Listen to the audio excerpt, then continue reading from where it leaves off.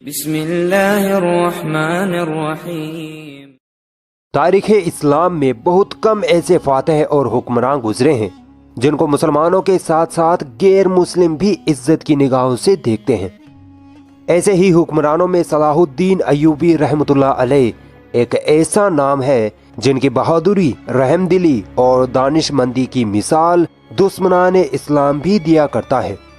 اکثر مسلمانوں نے صلاح الدین ایوبی کا نام تو ضرور سنا ہوگا، مگر افسوس بہت کم مسلمان ایسے ہیں جو اسلام کے اس مجاہد کے اتہاس کے بارے میں جانتے ہوں گے، کیونکہ آج کا مسلمان اسلام کے ہیروں سے زیادہ ہالی ووڈ بالی ووڈ کے ہیروں کے بارے میں جاننے کی دلچسپی رکھتا ہے۔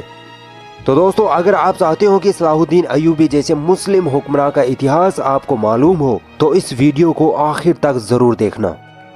ان کا پورا نام سلطان صلاح الدین یوسف بن ایوب تھا۔ یہ 1138 عیسوی میں موجودہ عراق کے تقریت شہر میں پیدا ہوئے۔ ان کی سلطنت کو ایوبی سلطنت کہا جاتا ہے۔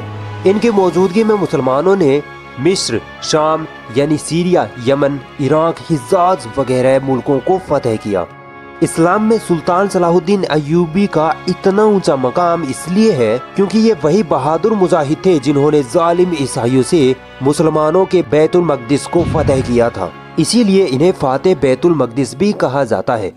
دوستو، سلطان صلاح الدین ایوبی کے بارے میں جاننے کے لیے پہلے ہمیں اتہاس میں تھوڑا پیچھے جانا پڑے گا۔ 634 عیسوی سے 645 عیسوی میں حضرت عمر رضی اللہ تعالی عنہ کی خلافت میں مسلمانوں نے سیریا اور مصر کو فتح کر لیا تھا۔ اس میں سب سے بڑی فتح تھی بیت المقدس کی فتح۔ پھر سلجوقی سلطنت جب کمزور پڑی تو مسلمان چھوٹی چھوٹی حکومتوں میں بٹ گئے، جس کا فائدہ اٹھا کر عیسائیوں نے بیت المقدس مسلمانوں کے ہاتھوں سے چھین لیا۔ مسلمانوں کے ہارنے کی بڑی وجہ یہ تھی کہ وہ فرقوں میں بٹ چکے تھے، اور سن 1099 عیسوی میں عیسائیوں نے فلسطین کے ساتھ بیت المقدس پر بھی قبضہ کر لیا اور مسلمانوں کے ساتھ ظلم کی حدیں پار کر ڈالی۔ یہاں ظالم عیسائی فوجیوں نے مسلمان عورتوں اور بچوں سمیت 70,000 مسلمانوں کو شہید کیا۔ پورا فلسطین مسلمانوں کے خون سے لال ہو چکا تھا۔ جب فلسطین پر عیسائیوں کا قبضہ ہو گیا تو پوری اسلامی دنیا میں دکھوں کا پہاڑ ٹوٹ پڑا، کیونکہ فلسطین اسلامی دنیا کا دل ہے، بیت المقدس مسلمانوں کا قبلہ اول ہے۔ پھر الگ الگ وقت پر کئی مسلم حکمرانوں نے بیت المقدس کو آزاد کرانے کی کئی کوششیں کی، مگر وہ کامیاب نہ ہو سکے۔ نور الدین زنگی وہ حکمران تھے جنہوں نے بیت المقدس کو فتح کرنے کا بیڑا اٹھایا۔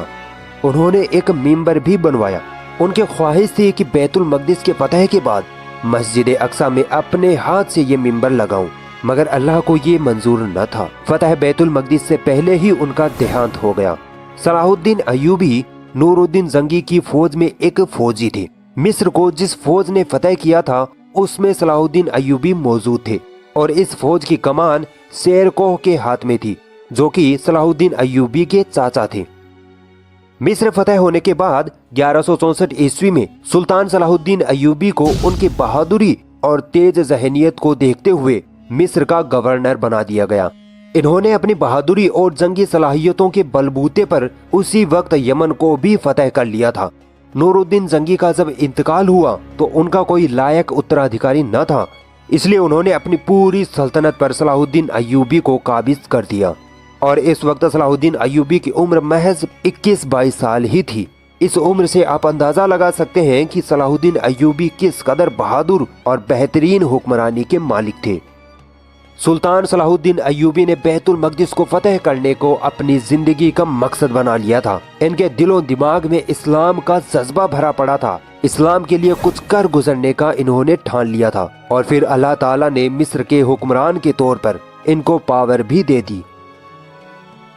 سلطان صلاح الدین ایوبی جب مصر پہنچے تو انہوں نے دیکھا کہ عیسائیوں نے مصر کو برباد کر کے رکھ دیا ہے۔ یہاں کے لوگ شراب میں دھت رہے تھے، زناکاری بالکل عام ہو چکی تھی۔ مصر کی حکومت میں کچھ مسلمان ایسے بھی تھے جو عیسائیوں کے ایجنٹ تھے۔ سلطان صلاح الدین ایوبی کو ان دونوں مصیبتوں سے لڑنا تھا۔ پہلا تو شراب اور زناکاری کو ملک سے ختم کرنا، جو کہ اتنا آسان نہ تھا، اور دوسرا ان غدار مسلمانوں کو ڈھونڈ نکالنا جو عیسائیوں کے ایجنٹ بن بیٹھے تھے، اور ادھر بیت المقدس کی فتح کرنے کے لیے صلیبیوں سے بھی جنگ جاری رکھنی تھی۔ तो जब सलाहुद्दीन अय्यूबी मिस्र में दाखिल हुए तो वहाँ का जो सबसे बड़ा फौजी कमांडर था, जिसका नाम नाजी था, वो सलाहुद्दीन अय्यूबी को देखकर मुस्कुराता है, क्योंकि ये पक्का ईसाइयों का एजेंट था और उन्हीं के लिए मिस्र में काम कर रहा था। तो उसने जब देखा कि 22 साल का नौजवान दीन इस्लाम की बातें कर रहा है, बैतुल मकदिस को फतह करने की बड़ी बड़ी बातें कर रहा है, तो जब वो अपने शैतानी साथियों की महफिल में बैठा तो उसके साथियों ने कहा कि अब तो तुम्हारे इरादे कामयाब ना होंगे, क्योंकि अब एक सच्चा मुसलमान हुक्मरान तुम पर हाकिम हो गया है। तो उस ईसाई एजेंट नाजी ने हंसकर कहा कि अरे ये तो बच्चा है, हम इस बच्चे को पाल लेंगे, मैं देख लूंगा सलाहुद्दीन अय्यूबी को। लेकिन बहुत जल्द पता चल गया कि ये बच्चा नहीं, ये नाव को चने चबवाने वाला योद्धा है। दोस्तों, उस दौर में जब ईसाई मुसलमानों से जंग तलवारों की ताकत पर ना जीत पाते तो मुसलमानों की फौज में अपने एजेंट भेज देते और दो चीजों से मुस्लिम हुक्मरानों को अपने वश में करने की साजिश करते, एक तो शराब, दूसरी खूबसूरत लड़कियां। ईसाई हुक्मरान अपनी ही बेटियों को मुस्लिम हुक्मरानों के खेमे में ये कहकर भेज देते कि जाओ तुम उसके साथ कैसे भी करके जिना करो, उसको अपनी तरफ माइल करो, अल्लाह तुम्हें सीधे जन्नत देगा। और अक्सर हुक्मरान इन ईसाइयों की इस शैतानी साजिश का शिकार हो जाते। जब बैतुल मकदिस के ईसाई हुक्मरानों को पता चला कि सलाहुद्दीन अय्यूबी नाम का जंगजू लड़का बैतुल मकदिस को फतह करने की बात करता है, तो उन ईसाइयों ने सलाहुद्दीन अय्यूबी के साथ भी यही चाल चली। नाजी, जो मुसलमानों के भेष में ईसाइयों का एजेंट था, उसने कई मर्तबा सलाहुद्दीन अय्यूबी को अलग अलग महफिलों में बहाने से शराब पिलाने की कोशिशें की, मगर सलाहुद्दीन अय्यूबी पक्के मोमिन थे। वो कहते कि ये मुस्लिम देश है, यहाँ शराब पीना हराम है और मैं तो बिल्कुल भी शराब नहीं पीऊंगा। जब नाजी को लगा कि सलाहुद्दीन तो शराब को हाथ भी नहीं लगाता है, तो उसने लड़की वाला फॉर्मूला अपनाया। एक रात को नाजी ने एक खूबसूरत लड़की को इस काम के लिए तैयार कर लिया।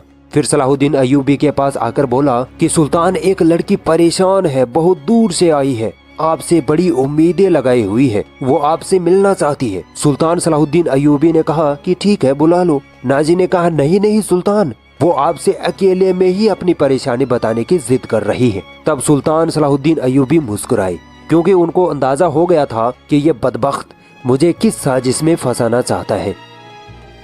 मगर सुल्तान सलाहुद्दीन अय्यूबी ने कहा कि ठीक है, मैं मेरे खेमे में जा रहा हूँ, लड़की को भेज देना। फिर उस लड़की को भेजा गया। हालांकि पूरी प्लानिंग ये थी कि उस लड़की को कहा गया था कि तुम जाओ और किसी न किसी तरह सुल्तान के साथ फहश हरकतें करो और सुल्तान को अपनी तरफ माइल करो, और अगर तुम सुल्तान को एक गिलास भी शराब पिला दो तो जो तुम मांगोगी वो तुम्हें दिया जाएगा। मगर जब लड़की अंदर गई तो सलाहुद्दीन अय्यूबी ने उसे देखते ही अपने कंधे से चादर उतारी और उस लड़की को दी और कहा कि इससे अपना बदन ढक लो। इस अमल से वो लड़की अपने आप पर शर्मिंदा हो गई। सलाहुद्दीन अय्यूबी ने उससे पूछा कि तुम्हारे माँ बाप कौन है, तो वो लड़की इस सवाल का जवाब ना दे सकी, क्योंकि ईसाई ऐसी ही लड़कियों को बचपन में ही कहीं से अगवा कर लिया करते थे और इस तरह के कामों के लिए उनकी खास परवरिश किया करते थे। फिर वो लड़की रोते हुए बोली कि इन लोगों ने मुझे आपके साथ फहश हरकतें करने के लिए भेजा था। सुल्तान सलाहुद्दीन अय्यूबी मुस्कुराए और कहा कि जाओ, उनसे कह दो कि जो काम तुमने कहा था वो मैंने कर दिया। जब वो लड़की अपने सरदारों के पास गई तो अगले ही दिन नाजी उठा और शोर मचाने लगा कि देखो, हमारा सुल्तान तो शराबी है, वो तो लड़कियों के साथ जिनाकारी करता है। जब सुल्तान सलाहुद्दीन अय्यूबी अपने खेमे से बाहर आए तो लोगों में उनकी बातें चल रही थी। सुल्तान ने कहा कि जरा उस लड़की को तो पूछ लो कि रात को क्या हुआ था। जब लड़की को बुलाया गया तो उस लड़की ने सबके सामने कहा कि जिस खुदा को मैं मानती हूँ उसकी कसम, मैंने सलाहुद्दीन जैसा बहादुर और शरीफ इंसान आज तक नहीं देखा। मैं रात भर उनके साथ रही, मगर सुल्तान ने एक गलत निगाह भी मुझ पर न डाली। फिर उस नाजी का काला मुंह हुआ। तो दोस्तों, ये किरदार था सुल्तान सलाहुद्दीन अय्यूबी का, और एक किरदार आज हमारा है जो व्हाट्सएप और फेसबुक सिर्फ इसलिए चलाते हैं ताकि लड़कियों को पटा सके।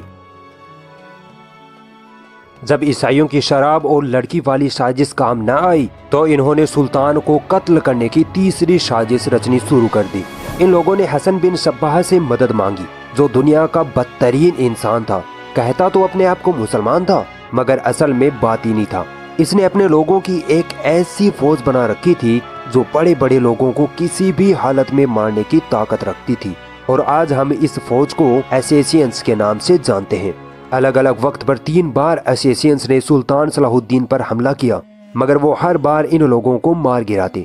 यहाँ तक कि ये असैसिन्स सुल्तान सलाहुद्दीन की फौज में उनके बॉडीगार्ड के रूप में भी शामिल हो गए थे। और एक दोपहर जब सुल्तान सलाहुद्दीन अय्यूबी अपने खेमे में सो रहे थे, तब इन असैसिन्स ने मौका पाकर सुल्तान पर हमला कर दिया। मगर सुल्तान नींद में भी जंग की हालत में होते थे। हमला निशाने पर नहीं लगा तो सुल्तान की आंख खुल गई और एक पल में ही सुल्तान ने जान लिया कि ये फिदाई यानी असैसिन्स है। तो सुल्तान ने उसी वक्त अपने मुक्के से उस फिदाई के सिर पर ऐसी चोट मारी कि उस फिदाई के सर की हड्डी टूटने की आवाज आई और वो वहीं गिर पड़ा। ईसाई हुक्मरान परेशान हो चुके थे कि इस सुल्तान से कैसे निपटा जाए।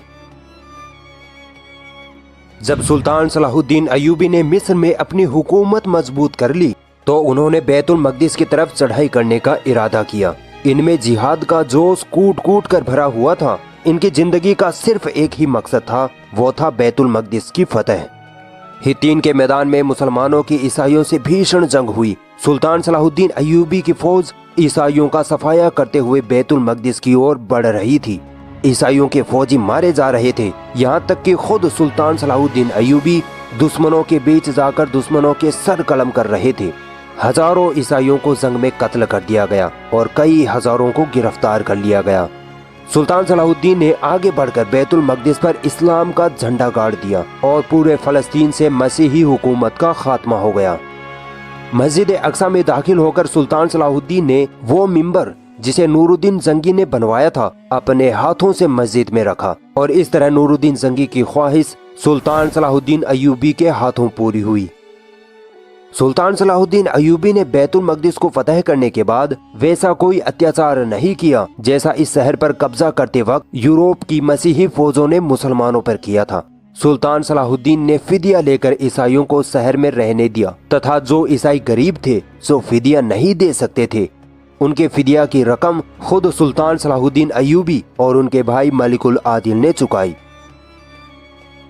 जब यूरोप के ईसाई हुक्मरानों के पास ये खबर पहुंची कि सलाहुद्दीन अय्यूबी ने बैतुल मकदिस पर कब्जा कर लिया है तो पूरे यूरोप में कोहराम मच गया। हर तरफ लड़ाई की तैयारियां शुरू होने लगी। जर्मनी, इटली, फ्रांस और इंग्लैंड से फौजें फलस्तीन रवाना होने लगी। इंग्लैंड का बादशाह रिचर्ड और फ्रांस का बादशाह फिलिप अपनी अपनी फौजें लेकर फलस्तीन पहुंचे। यूरोप की इस ईसाई सेना से जिसकी तादाद तकरीबन 6 लाख थी, 3 साल तक सलाहुद्दीन अय्यूबी ने अकेले ही लगातार जंगें लड़ी। हालांकि उनकी फौज की तादाद सिर्फ कुछ हजारों में ही थी, परंतु फिर भी ईसाई बैतुल मकदिस पर कब्जा करने में कामयाब न हो सके क्योंकि अल्लाह ताला सलाहुद्दीन अय्यूबी के साथ थे। और फिर ईसाई हुक्मरान थक हार कर सलाहुद्दीन अय्यूबी से सुलह करके खाली हाथ वापस अपने मुल्क लौट गए। यह जंग तीसरी सलीबी जंग कहलाती है। दोस्तों, सलीबी जंग उसे कहते हैं जिसमें ईसाई बैतुल मकदिस पर कब्जा करने के लिए मुसलमानों के साथ जंग करते हैं। इस जंग में सुल्तान सलाहुद्दीन अय्यूबी ने यह साबित कर दिया कि वह इस वक्त के दुनिया में सबसे ताकतवर हुक्मरान है।